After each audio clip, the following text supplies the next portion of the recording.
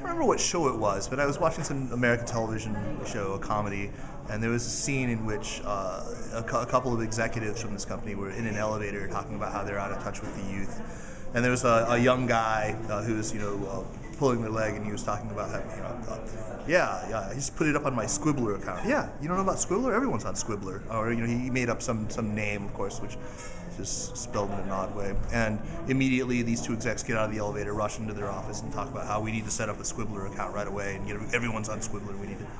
And this sort of thing happens, as far as I can see, all the time. I think that people kind of rush blindly onto the latest thing, whatever it happens to be, without a very clear idea of what they expect to get out of it, without any clear idea of what the intended risks are. I mean, and the risks can be pretty significant.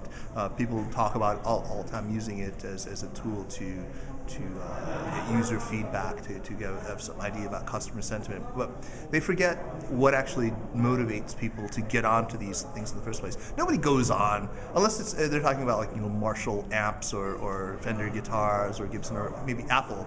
Nobody goes on to heap lavish praise on a brand. I mean, that nobody decides, hey, you know what? I'm going to go on social media site and talk about how much I love Coca-Cola. I mean, that just doesn't. It's unnatural. But if you find a human finger in a can of Coca-Cola, or if you've heard a rumor that somebody found a finger in a can, and that's the first thing you're going to do is take to social media.